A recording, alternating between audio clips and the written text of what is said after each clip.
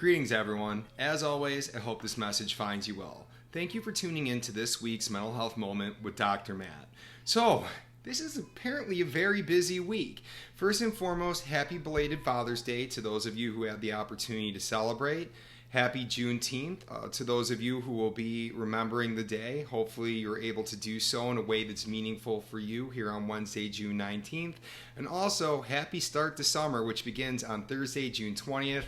Although I do realize that many of us go by the school calendar and it feels like summer started a few weeks ago. It actually starts this Thursday, but I know the weather is telling a bit of a different story here. So I was very fortunate over this past weekend to have an enjoyable Father's Day.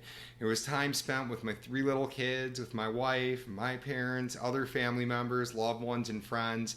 And it really got me thinking just about how important this role is in the life of our youngsters.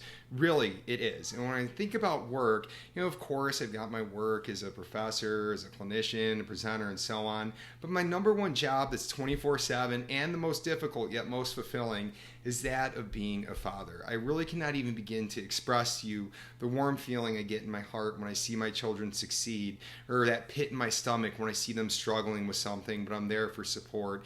And really, one of the big things that we have to consider is that there is no such thing as perfection in being parents. Really, we have to consider progress over perfection. And the bottom line is that simply showing up for your children and being that supportive ear, listening to what they have to say, encouraging them, being a safe space for your children goes such a long way. And for those of you who are doing that, I want to thank you from the bottom of my heart because you're setting a great example, especially in consideration of our future generations who will be taking our place.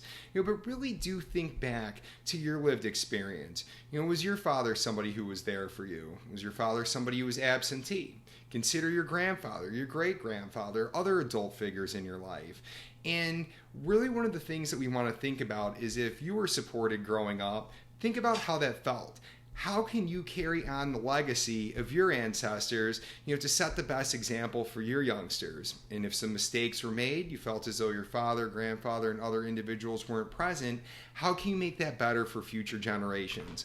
Well, there really is no guarantee that however you raise your child, and hopefully in a good household, that your child is going to turn out the way that you were anticipating, but there's certainly an increased likelihood that your child will. And at the very least, be able to look back on life full of many rich, wonderful, loving types of memories. And we really want to ensure that we set that example for our children, not only now, but over the years to come. So for those of you who were able to enjoy the Father's Day holiday, I hope that it was a meaningful one for you. And I thank you for what you're doing toward the betterment of not only your children, but society in general. Remember, showing up goes a long way. Thank you.